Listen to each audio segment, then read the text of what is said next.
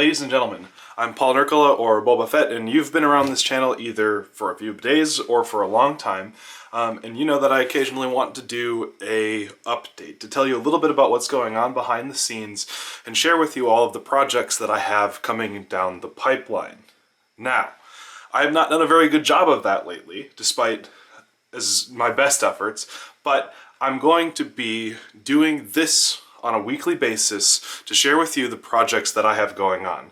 Now, because I haven't done this in a while, I've got a bit of a brain dump to do on you. I have a bunch of things that I need to get through, so bear with me. There's a lot of cool stuff happening, but there's a lot of cool stuff happening. So if you're not in the mood to watch a long video, don't.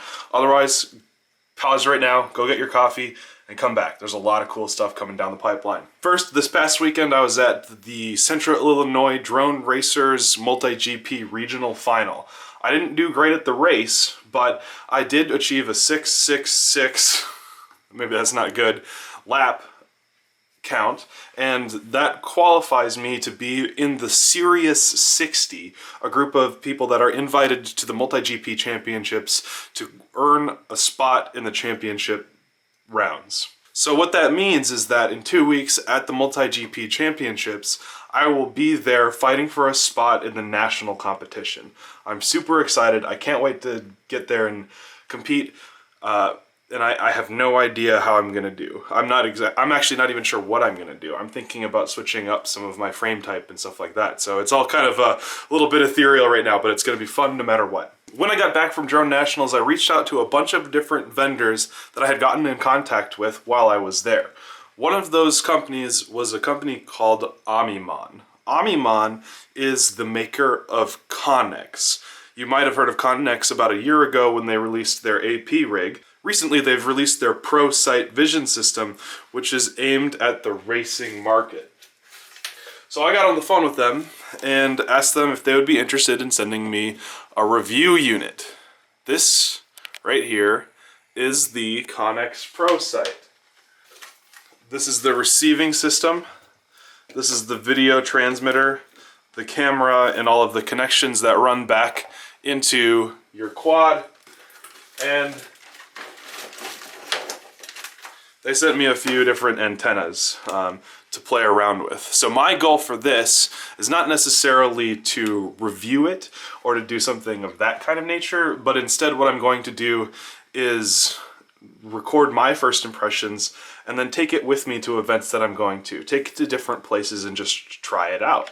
To say, not necessarily, you know, whether it's good or bad or better than analog or whatever, but to say, this is what it is, this is where it's at, and this is why it's fun. So I'm just gonna kind of get an opportunity to carry it around and give it to people to let them have their first impression, to let them try HD FPV for the first time. Now, I have not actually set this up yet. My plan is to, this week, put it in a multi-rotor Mania 225 frame that I've got sitting around with some bigger motors and stuff like that, because there's a little bit of extra weight here, but that's all stuff that I'll get to later. Next, as I hope you heard, I was picked up by Furious FPV for a sponsorship. We're still hammering out the exact details of what that sponsorship looks like, but they have been able to send me a few different toys to play with and kind of start getting into the Furious FPV ecosystem. This right here is the True D. I'm going to kind of do an overview of it here in the next couple of days, as well as they're also sending me the version 2 True D, which will kind of take what the groundwork of this and then, you know, step it up to the next level. In addition, right here, I have a Pico BLX. This is a micro flight controller. It's a power distribution board, flight controller, F3 board with a USB and all of that, all in one. And it is perfect for 3-inch builds. So I am going to try my best to get this into a 3-inch quad as soon as possible so that you can kind of see the build process for using one of these Pico BLX boards. Now this is smaller than your average flight controller. This is a, right here, this is a multi-rotor Mania Mantis F3. It's a full size, you know, the size of the standard Naze.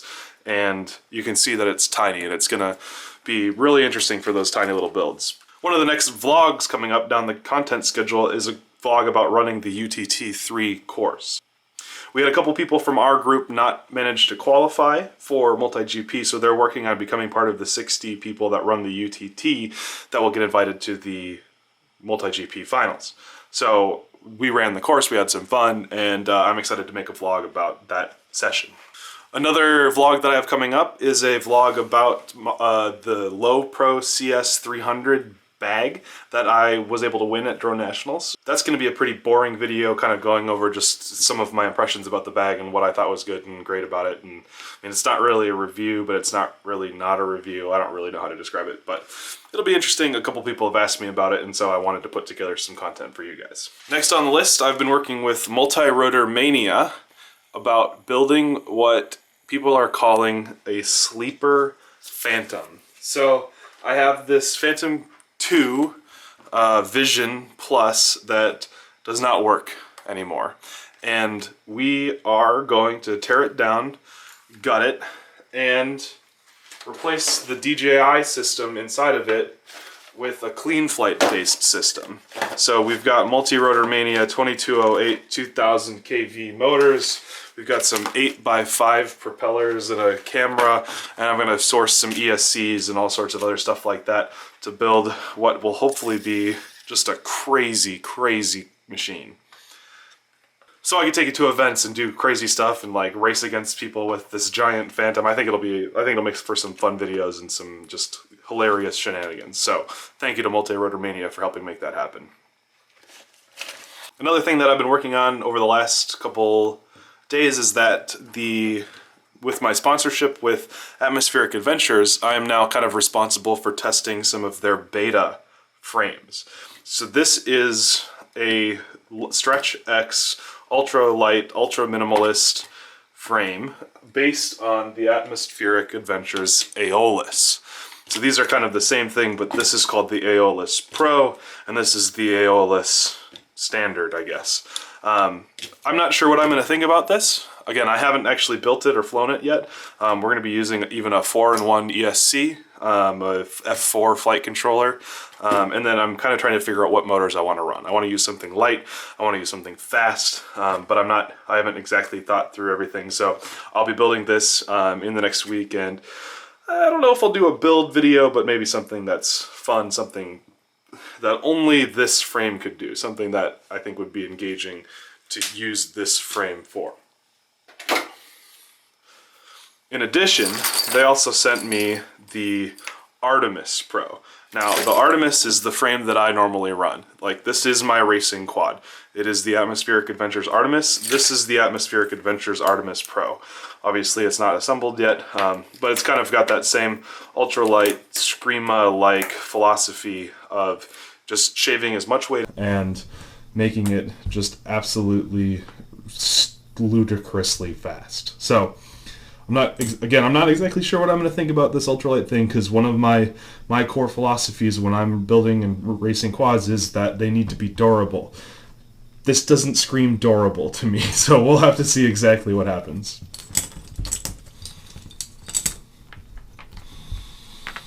This week on the live stream, we are building something called the Doinker.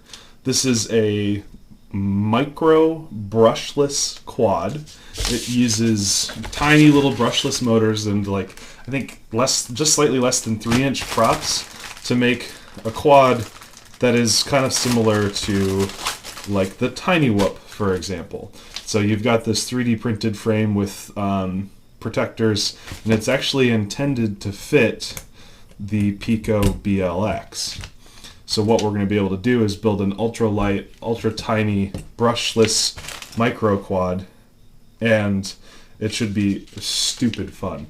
So I'm very excited about this live stream. I think it's going to be a challenge to put it together, but I can't wait to do it and to share it with you. And finally, as a result of the position that I achieved at Drone Nationals, I received a little bit of a cash prize. And so I kind of decided to take some of that money and spend it on something that I've kind of been craving for a while, but haven't really had the cash around to invest in.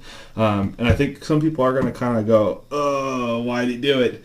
But I invested in a TBS Crossfire. I've wanted one of these since it came out. The idea of having an ultra high frequency, something that you can rely on no matter what, that is ultra low latency and is extremely easy to use and connect, and all of this stuff was very appealing to me. By having, this tiny little system that I can plug into the back of my Tyrannus and count on never losing RC connection ever again, that appeals to me. I've actually lost a couple of races because my RC connection failed for whatever silly reason. Just being just far enough away or just around the right couple metal girders or whatever, RSSI drops and I lose the race because I can't complete it because I don't have any control over my quad. So I'm hoping that the TBS Crossfire will help me solve that, and I'm super excited about it.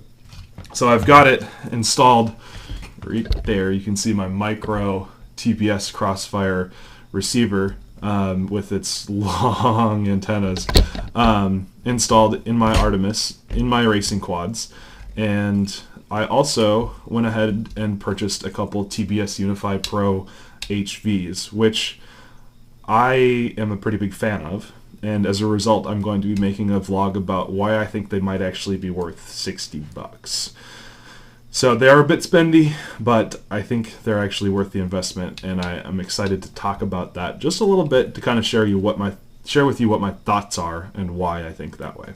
Along with the Crossfire stuff, I also picked up one of their bigger receivers, which can be used on something larger. I'm going to put it on my hexacopter, my 550 hex, for now, just to kind of play around with, and eventually put it on hopefully a bigger flying wing or something that I can use for kind of ultra long distances. So yeah, that there is the update, the weekly update for this week. Like I said, huge brain dump of a ton of stuff that's kind of just been added onto the pile for the last couple weeks.